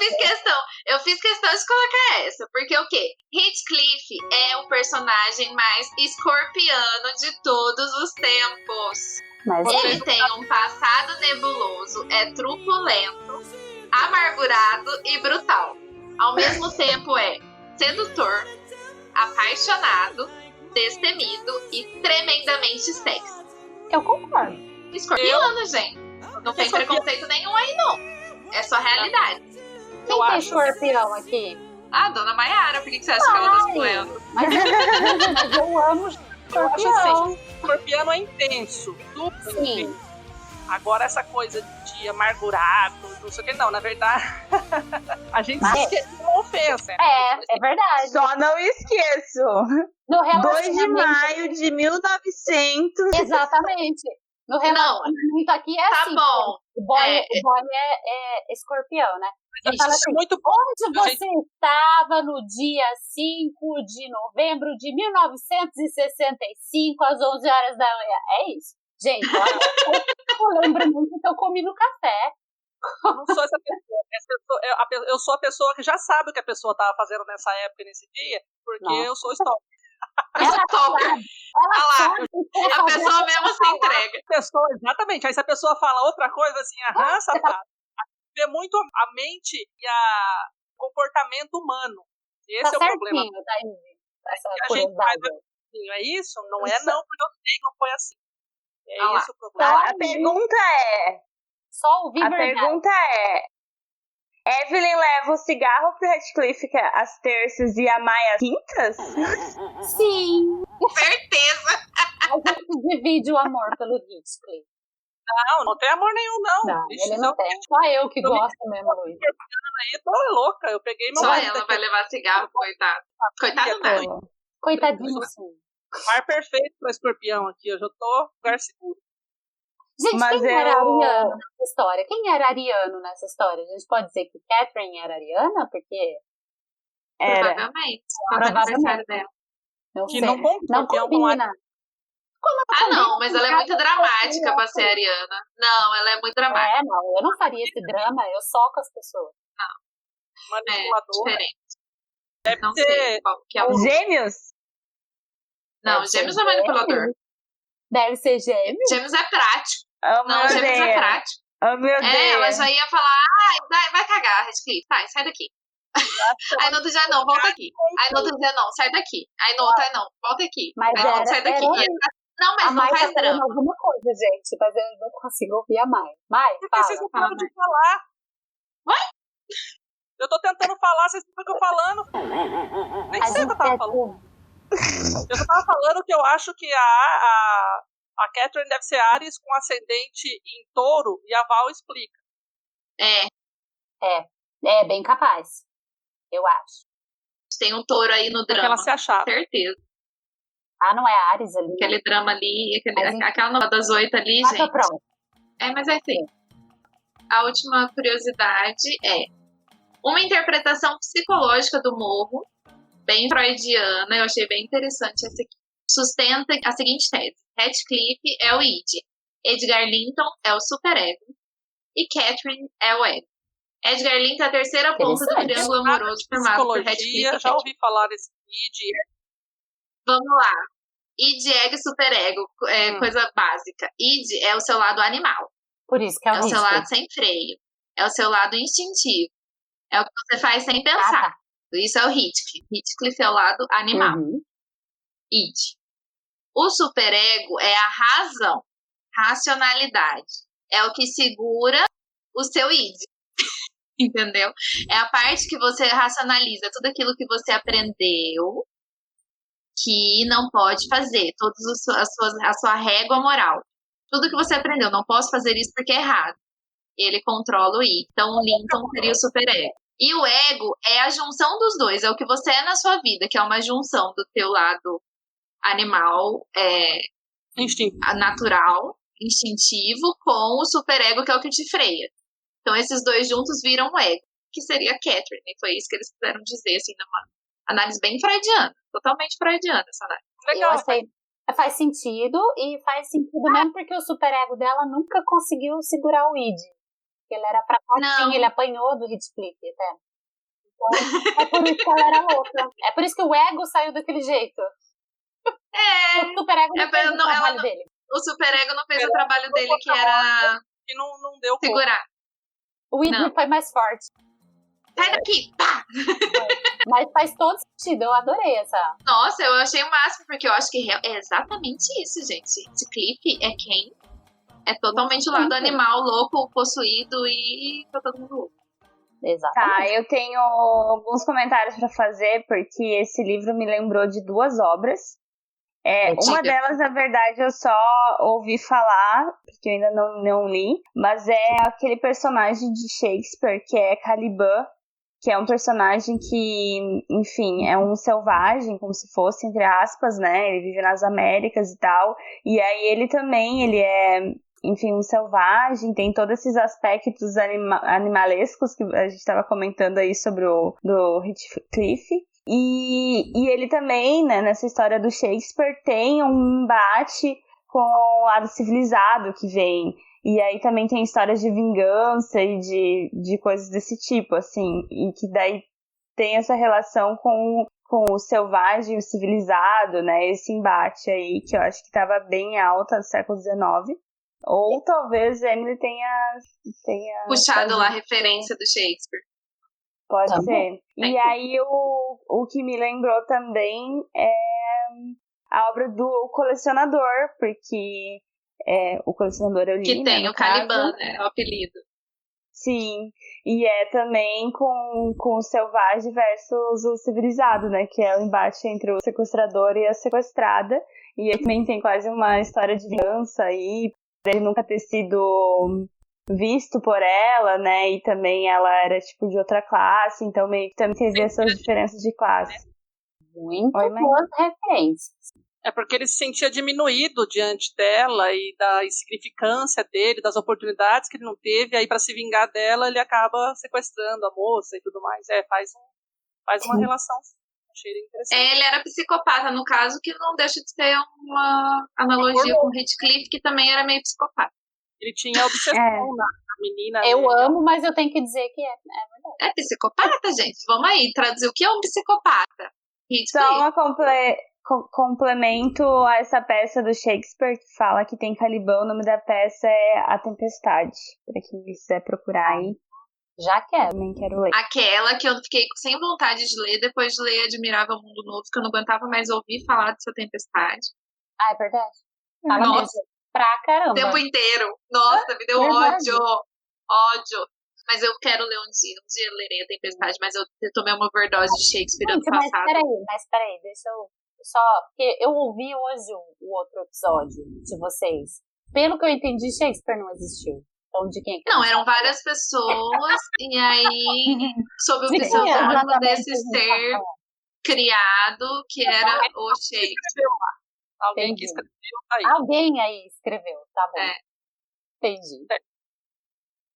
O livro A Tempestade a gente ia acabar lendo naquele grupo, né, que a gente tava de Shakespeare, ele tava na lista, só que a gente acabou não continuando no grupo, porque a vida chegou e a gente teve 1000 outras leituras no meio e acabamos saindo do grupo, mas estava lá na lista de leituras. E deu uma overdose de Shakespeare também, né? Chegou uma hora que você lê muito seguido. Não dá certo esse negócio de ler seguido, gente. Você enjoa. Tem que ler um aqui, outro lá. Vou fazer seguida, não funcionou. Não funcionou mesmo. Eu conheci essa peça, ainda não li ela, mas eu ouvi falar sobre ela porque em Shakespeare, Caliban é praticamente um vilão, né? Assim como ele é interpretado. E aí, em alguns escritos pós-coloniais aqui da América, coloca como Caliban quase como um herói, né? Porque ele é o nativo, né? Daqui. Então, e tem toda essa história, né? É a e visão, ele tá defendendo, daí muda o ponto de vista. Então eu acho que também é interessante para deslocar esse olhar para essas outras obras clássicas, né? Eu acho bem interessante esse olhar da Evelyn que ela faz sobre o Heathcliff, porque ele tem um ponto de vista dele também, né? Apesar das ações não serem justificáveis, mas tem todo um contexto que ocasionou aquilo, né? Então é interessante às vezes a gente deslocar o olhar. Eu sempre digo que todo mundo acha que o lobo é mau porque só ouviram a história da Chapeuzinho. Ninguém ouviu o lobo. Tem que concordar. Ótimo. Errada ela não tá. Não tem aquele ditado de que existem 3 histórias. Meu ponto de vista, o seu ponto de vista é a verdadeira. Exatamente. Se é que existe a verdadeira, né? O que aconteceu? Só se alguém estivesse assistindo de fora ia saber, entendeu? Eu vi uma foto aqui com uma citação, fala, né, do Heathcliff. Não posso viver sem minha vida, não posso viver sem minha alma. A profundidade da obsessão do coleguinha nosso. Ai, gente, mas é que assim, se a gente pegar isolado essas falas, elas são muito lindamente românticas ao nível elevado à 10ª potência. Amiga. Mas é porque aí a gente vai lembrar que é possessão, que é loucura. Não, mas até mesmo isolada, quando você começa a ler com um olharzinho um pouco mais... É porque você já conhece? Assim, tipo, realmente. Você já vê assim, oh meu Deus. Que é isso? Ó, eu tinha separado uma citação. Posso ler para vocês? É justamente essa que ela... tem um antes. Que ela tá lá morrendo, né? Ela tá lá deitada na cama falando... Ele matou ela, porque ele não tinha que ter voltado, né? Aquela coisa. E aí ele fala assim pra ela: você me amava. Que direito tinha então de me deixar? Que direito lhe dava o miserável capricho que sentiu por Linton? Porque nem a desgraça, nem a miséria, nem a morte, nem nada, nenhuma praga mandada por Deus ou por Satanás nos poderia separar. Você, por sua vontade, nos separou. Não lhe despedacei o coração. Você o despedaçou sozinha. E com o seu despedaçou o meu também. Pior pra mim que sou mais forte. Que vida será a minha quando você, oh meu Deus, quereria você viver com a sua alma enterrada num túmulo? Né? Toma isso aí. Gente. E ela que cagou em tudo mesmo. Agora fiquei com Davi. Foi ela mesmo com aquelas... Ela é a pior personagem. Foi o que a gente falou desde o início. Se essa menina não tivesse nesse livro, nada de ruim tinha acontecido. Não tinha. Foi ela. Não tinha. Aí ficou falando que ele matou ela. Falou, eu não te matei, você se matou sozinha. Exatamente. E agora tá errado. ainda tá me levando junto. Deixa eu ver se eu tenho alguma citação boa aqui. Peraí. Tem uma citação, eu vou ver se eu acho no meu Kindle. Mas é uma parte, eu acho que ainda na primeira parte do livro, em que a Catherine tá falando por que ela ama ele, o Heathcliff. E ela fala sobre como ela ama ele porque os dois são iguais. E é interessante a gente analisar porque ela queria aquela liberdade que era dele, né? Porque ela, como mulher, ela não tinha essa liberdade, né? E ele tinha, e ela também achava que os dois eram muito iguais. Então eu acho que não está certa a obsessão dela, mas aquele sentimento que ela tinha sobre ele era como se fosse uma versão mesmo ela não ficando com ele. Exato, mesmo ela não ficando com ele, ela acreditava que eles nunca iam se separar, porque pra ela eles eram juntos sempre, né? Tipo, sempre iguais. Eles eram a mesma pessoa. Só que ele masculino era... Ela fala pra Nelly assim, eu sou o Heathcliff. Ela fala, quando ela tá falando essa parte, ela fala, eu sou o Heathcliff. É como se eles fossem a mesma pessoa, realmente. Abrindo aqui na parte, apareceu aqui. De que ele tinha liberdade, né? De que ele podia fazer o que ele quisesse e ela, por sendo mulher, não. Realmente. Abrindo naquela parte aqui de qualquer seja a substância das almas. Ah. A minha e a dele são feitas da mesma coisa. É isso aí. É um jeito muito mais bonito de falar isso aí que você falou, né? Tem uma declaração dele aqui, gente, pelo amor de Deus. Ele puto lá falando que... mesmo. Tem uma parte lá pra frente que ele tá puto falando sobre o Linton. Ele fala que o Linton nunca vai amar ela do mesmo jeito que ele ama. Maravilhosa essa. Peraí que tá aqui, ó. Eu peguei só um pedacinho. Maravilhosa. Se ele a amasse com todas as forças do seu insignificante ser, ainda assim não poderia amá-la em 80 anos, o mesmo que eu num único dia. E o coração de Catherine é tão profundo quanto o meu. Seria mais fácil o mar inteiro caber naquele coxo do que todo o seu afeto ser monopolizado por ele. Lacrou. Gente. Jesus amado. Eu tenho medo de que ele amasse ela por 80 anos não era o mesmo que eu por um dia, amigo. Que isso? Nossa senhora, é terrível. Meteoro da paixão. Meteoro da paixão. Nossa, mãe, a gente tá aqui no profundo, ela foi lá no Luan Santana. Luan Santana, quem és tu? Você vai fazer aqui, né? Socorro! Ai, meu Deus, eu só marquei as melhores partes. Olha, eu achei aqui a parte do ele chamando ela pra assombrar ele. Ai, maravilhosa. Lê pra gente. Deixa eu ler, que é maravilhosa essa aqui também. Isso que eu falei que eu não tinha citação. Eu só marquei a citação bombástica. Catherine Earnshaw. Não sei falar isso. Que você não encontre descanso enquanto eu viver. Disse que a matei. Venha me assombrar então. As vítimas assombram até mesmo seus assassinos. Acredito. Sei que há fantasmas perambulando pela terra. Fique comigo sempre. Assuma a forma que quiser. Faça-me enlouquecer. Só não me deixe nesse abismo onde não posso encontrá-la. Ah, meu Deus, é indizível. Não posso viver sem a minha vida. Não posso viver sem a minha alma. É de arrepiar, né? Você imagina? Não. Nossa, eu rupiei. Essa parte, não me deixe nesse abismo onde eu não posso encontrá-la. Meu pai eterno, gente, que sofrimento é esse? Nesse momento eu quero ser a mãe que pega no colo, porque eu imagino ele num mundo onde ele não se via a par de mais ninguém, só dela, e ela morreu, ele tava sozinho. É uma solidão indizível, gente. É triste. Realmente dói. Nessas falas dele, assim, que ele tá sofrendo, porque ele sofre o resto da vida. Tudo bem que ele paga toda a ruindade que ele fez, né? Porque ele sofre. Sim. Ele sofre muito. E ele sofre porque é bem isso que você falou mesmo. Era a única que entendia ele. Apesar de ser o capeta. Era. A gente estava comentando do nome do livro. Peraí. Agora vocês vão ter que esperar um pouquinho. Não, tudo bem. A gente pode continuar falando mal da Catherine. Eu nunca me canso.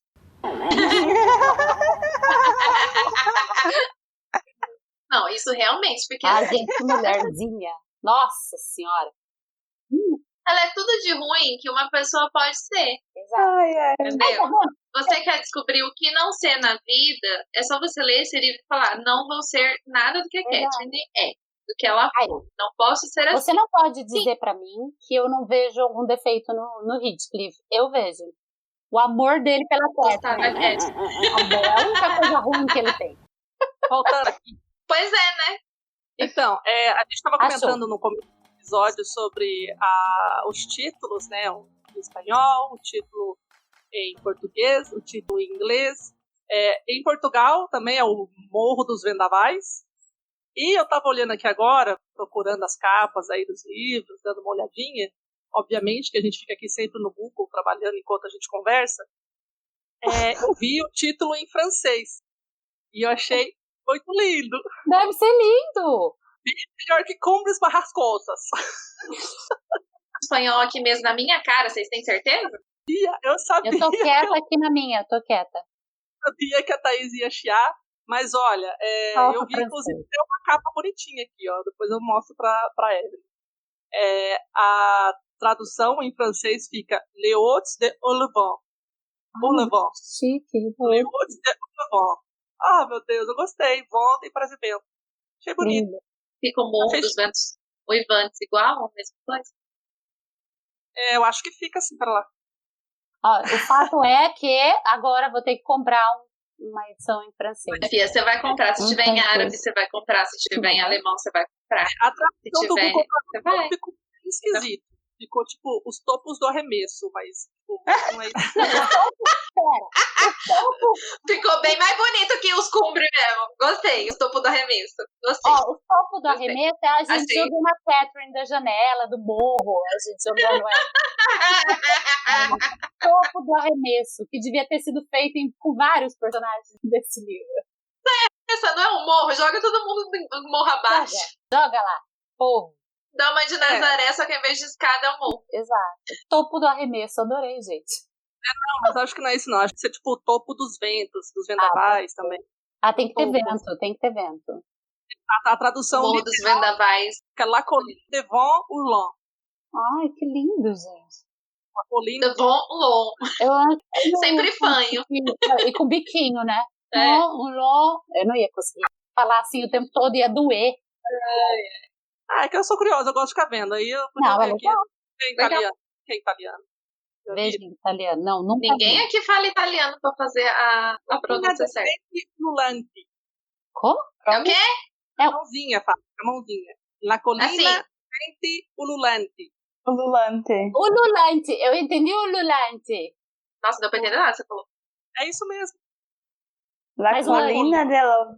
Ah, Para de falar Lacolina. Lacolina. La Colina dei Venti ululante. Ah, eu A gostei. ululante. Ululante. La Colina de Venti Ululante. Olha que bonitinho. Mãozinha. Parla. Ninguém pode falar de Los Cumbres agora. Fala que a Thaís fica brava. Fala. Não é que eu fico brava, mas é um preconceito. Eu Eu achei bonita Los Cumbres. No Morro dos Vendavais. Não, para, que agora eu sou a louca de Los Cumbres. A louca de Los Não, gente, uma coisa a gente não pode dizer. Espanhol é dramático. Assim, a fala deles, né? Tipo, eu amo novela mexicana, essas novelas assim, amo, gente. Imagina, La Louca de Los Cumbres. Olha, Nossa, mas aí- é muito dramático. O Louca de Los Cumbres ficou mais legal do que o Cumbres Barracosas. Ficou, devia ter colocado, né? Barracos. La Louca. Ou La Louca de Los Cumbres. Tentando achar O que você Como é quer que- achar? é o nome certinho em espanhol. Você quer que eu mostre a capa do livro pra você? Não, mas é que espanhol é espanhol, aí tem o chileno é chileno. Tem umas... Mais ou menos. Tava escrito Cumbres Barracosas. É com barracosas? Com É, dois R's? Peraí, vou pegar pra te mostrar. Fica mais feio ainda. Esse barracosas é feio. Barrascosas. Tem um S. Não, deixa eu ver. Só que eu acho que vai ficar o contrário, né? Não sei, ó. É Cumbres. borrascosas. Nossa, você está falando. Eu tô vendo que tem alguma coisa errada. Cumbres borracosas. Borrascosas. Esse R é Borrascosas. Cumbres borrascosas. Cumbres borrascosas. Cumbre eu sei que é morro, agora borrascosas. Borrascosas significa tormentoso. Ah, Morro tormentoso. interessante. E agora, Agora eu aprendi. Borrascosas. Borrascosas. Esse R a gente não fala, é tão difícil falar porque é um R mais puxado do que o nosso R puxado. É borrascosas. Bora. Ra. Mais alguma consideração sobre o livro? Vocês têm mais alguma coisa pra falar? A gente já chegou num consenso, eu acho. De que todo mundo odeia todo mundo. Menos a Evelyn, que não odeia o Radcliffe. E de que esse livro é muito bom. E de que todo mundo tem que ler ele pelo menos umas 3, 4 vezes na vida. Não vamos nem falar uma, porque uma é pouco. É verdade. Né? Sempre que você lê, você vai ter um gostinho de quero mais. Eu já reli. Evelyn, não preciso nem falar. Mas já releu. Luísa leu a primeira vez ano passado, então a gente dá um desconto, mas sem dúvida vai reler de novo alguma vez na vida, e cada vez que você lê ele fica melhor. Apesar de você odiar todo mundo, ele fica cada vez melhor e cada vez mais genial. É verdade. E você, assim, eu acho tão engraçado porque eu consigo me emocionar de novo nos mesmos lugares, eu fico com ódio nos mesmos lugares. É muito engraçado, sabe, assim.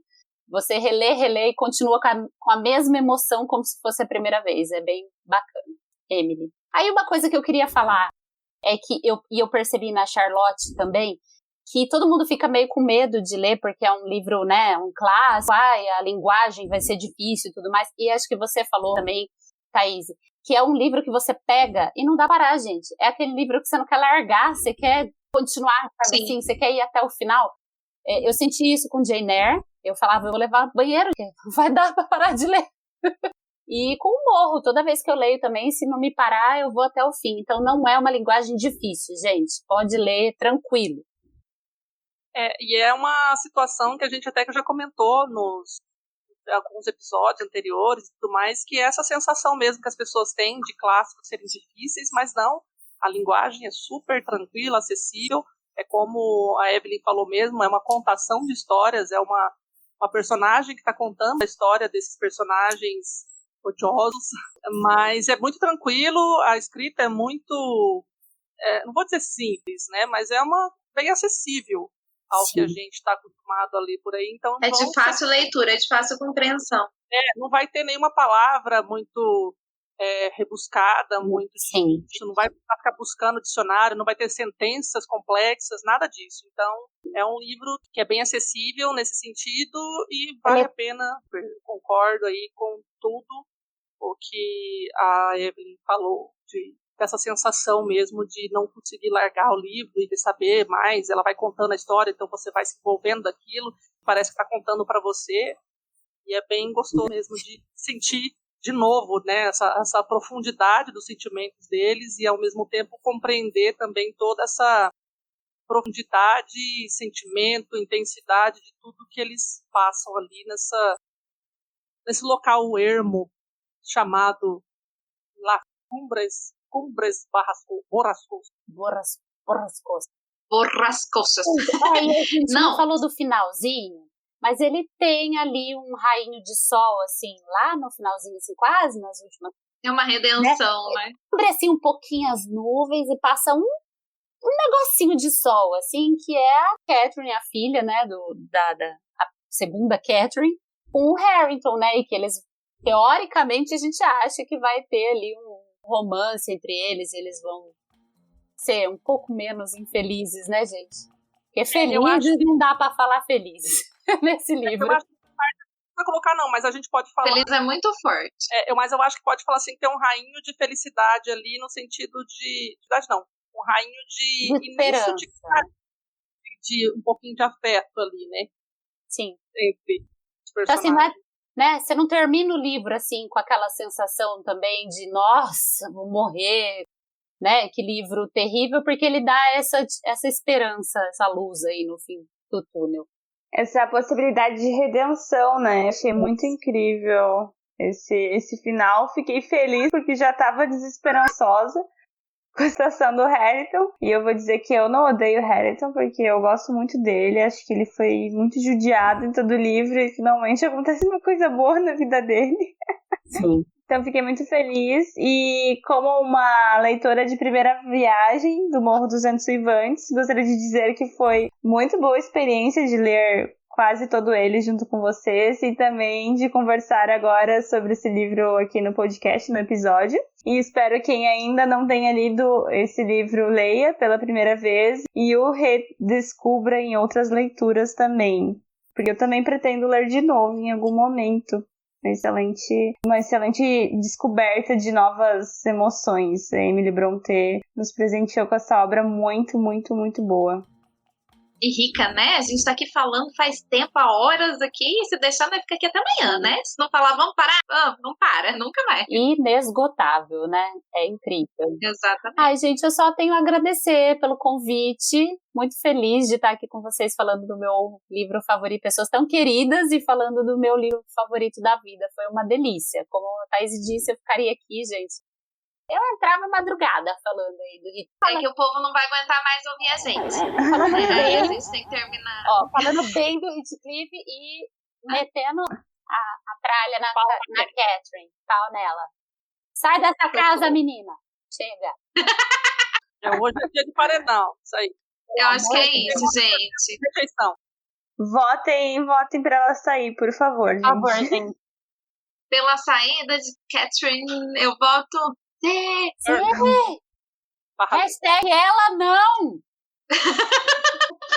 Acho que é isso, né, gente? Temos um episódio. Muito obrigada a todo mundo que ouviu a gente até aqui. Deixe suas impressões sobre esse episódio lá no nosso post, nas nossas redes sociais, que são Luíse. Você nos encontra no Instagram e no Twitter no @lit sem frescura. LIT sem frescura. É isso aí, muito obrigada, Evelyn, por ter aceitado o nosso convite. Espero que você esteja aqui nas próximas vezes. É isso, gente. Beijo. Tchau. Beijo, obrigada. Beijo, Beijo. tchau. Tchau. Você ouviu o Literatura Sem Frescura. A minha história com o morro é... Assim, eu sempre soube... Bem-vindo ao inferno. Oi? Acho que a Thaís tá com delay. Thaís Nossa, tá com delay. muito... Nossa, Thaís, oi. Tá com delay. Amiga! Sou eu que tô com delay? É. Agora eu tô com delay? Não. Não. Então tá bom. Eu ficar falando fora de hora que eu tava falando, você falando A isso muito coitada, rápido. a coitada tava assim. Minha história com o morro, você, bem-vinda ao inferno! É porque o meu bem-vindo ao inferno foi lá atrás, né? Tudo bem. Ela, Mano, tu que tá tirando os cães? Por que tu tá aqui? Que tu tá assim? É muito Nossa, triste. Luísa, só deu pra entender o que. Eita.